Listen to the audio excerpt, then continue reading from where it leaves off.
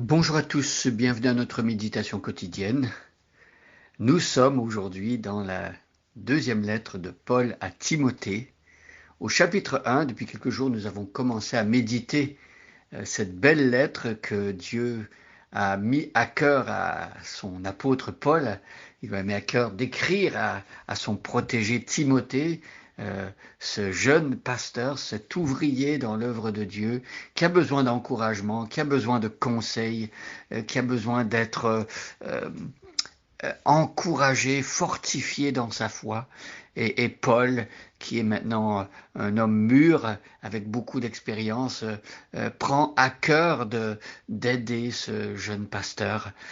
Paul qui, dans 2 Timothée, laisse comme une sorte d'héritage, de testament spirituel à Timothée. Paul qui, avec 2 Timothée, écrit peut-être l'une de ses dernières lettres avant de mourir.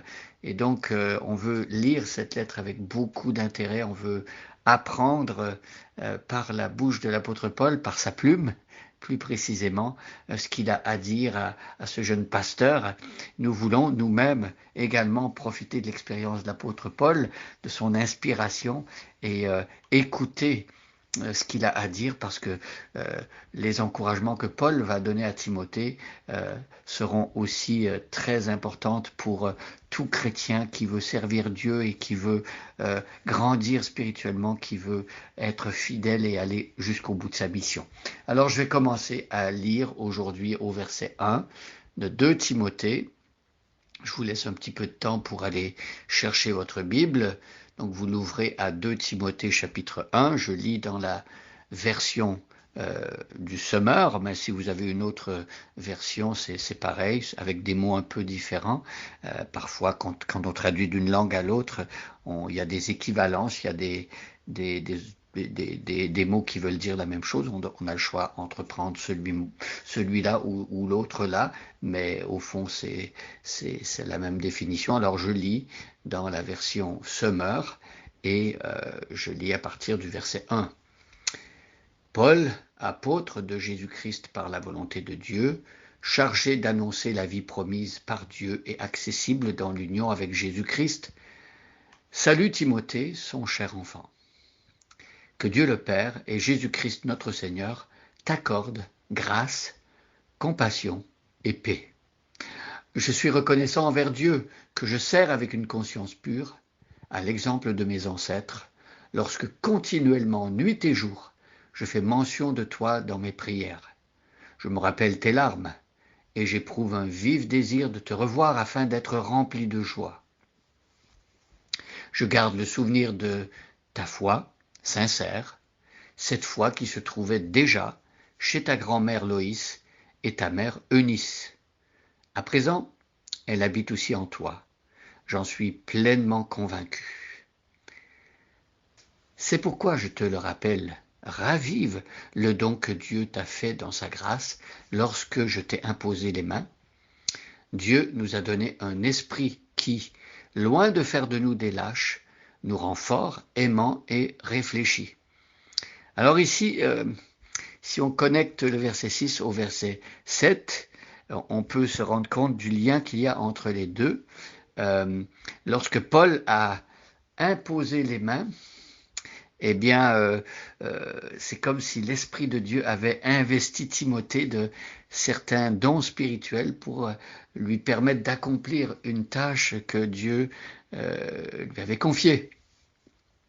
Et donc ici au verset 7, nous voyons que on peut deviner que peut-être Timothée en fait était timide. En fait, il hésitait. Peut-être qu'il manquait de courage pour justement accomplir la tâche que Dieu lui avait confiée. Et voilà pourquoi, au verset 6, l'apôtre Paul encourage Timothée à raviver le don que Dieu lui a fait. C'est comme si Paul disait à Timothée, eh bien, quand tu as eu l'imposition des mains, j'ai prié pour toi, l'Esprit Saint t'a équipé pour que tu fasses la tâche que maintenant je te demande de faire et que Dieu te demande de faire surtout. Et Timothée restait peut-être un peu en retrait, derrière. Et Paul doit lui dire, regarde, ce que Dieu t'a donné, c'est le Saint-Esprit. Qui est ce Saint-Esprit? C'est la troisième personne de la Trinité. C'est Dieu le Saint-Esprit. Et donc la Trinité chrétienne, c'est trois personnes en un seul Dieu. Donc on parle d'une foi monothéiste. Les chrétiens ne sont pas trithéistes, ils ne croient pas en trois dieux, ils croient en un seul Dieu. Un Dieu en trois personnes, un peu difficile à comprendre, mais c'est pourtant la réalité de ce que les Écritures nous présentent quand on lit autant l'Ancien Testament que le Nouveau Testament. Et donc ici, l'apôtre Paul dit Dieu nous a donné un esprit, le Saint-Esprit. Quelle grâce d'avoir cette habitation du Saint-Esprit, Dieu lui-même, qui prend ce que Jésus a fait à la croix et qui vient l'appliquer dans notre cœur. Et donc on a reçu cet esprit-là. Et regardez les caractéristiques de cet esprit. Quand cet esprit-là vient habiter en nous le jour de notre conversion, quand on a cédé notre vie à Jésus-Christ, quand on a cru en lui, le Saint-Esprit vient faire de notre cœur son temple, nous sommes habités par lui, et cet esprit, eh bien, il nous rend forts. Ce n'est pas un esprit qui nous rendrait timides ou lâches. Voyez, loin de nous, de faire de nous des lâches, il nous rend forts, aimants et réfléchis. Voilà trois caractéristiques que l'Esprit imprime dans le cœur de ceux qui ont cru en Jésus. Ces personnes qui peut-être naturellement sont lâches, ou timides, ou craintives, ça existe. On le voit même dans l'apôtre Pierre, lorsque Pierre, avant de recevoir l'Esprit, essayait de suivre Jésus par ses propres forces. Il a été challengé par une femme quelconque, et il n'a pas été capable de dire qu'il était avec Jésus. Il a renié 3 fois, connaître même Jésus, par des imprécations même. Et donc, on voit que l'apôtre Pierre était lâche. Mais le jour de la Pentecôte, et quand il a reçu le Saint-Esprit, il s'est mis à prêcher, et il y avait une foule, et 3000 personnes se sont converties. Et bien là, on voit que Pierre est libéré de la peur, il n'est plus lâche. L'Esprit Saint, c'est un esprit de force, et c'est ce qu'on a vu dans la vie de l'apôtre Pierre. Mais Paul dit que cette force que l'Esprit donne, il veut la donner, et il la donne en fait à Timothée.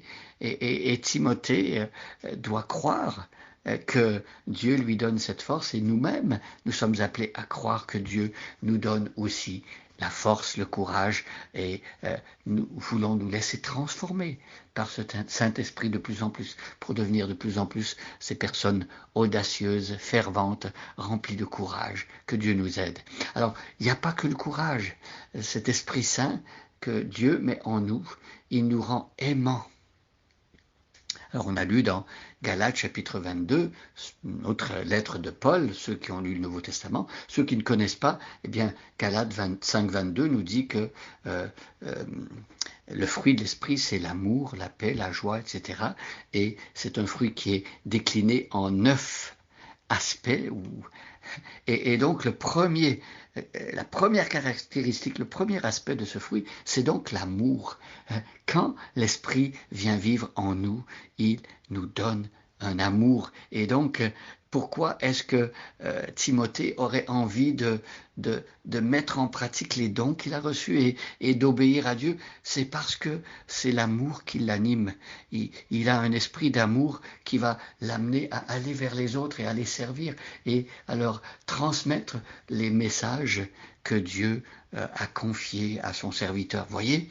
Donc un esprit de force, d'amour et de sagesse, un esprit de réflexion. Alors bien sûr, lorsqu'on sert Dieu, on a besoin de réflexion, on a besoin de discernement, on a besoin de sagesse. Qu'est-ce qu'il faut dire à telle ou telle personne? Comment répondre à celui-ci ou celui-là? Eh bien, l'apôtre Paul dit à Timothée, n'aie pas peur. C'est vrai que tu vas faire face à des situations compliquées, mais l'Esprit Saint est avec toi et l'Esprit va te donner le courage, l'amour et aussi la sagesse. Quelle grâce! Recevons de Dieu nous également ces trois caractéristiques qui viennent de la troisième personne de la Trinité. Bonne journée à chacun et à chacune et soyez bénis.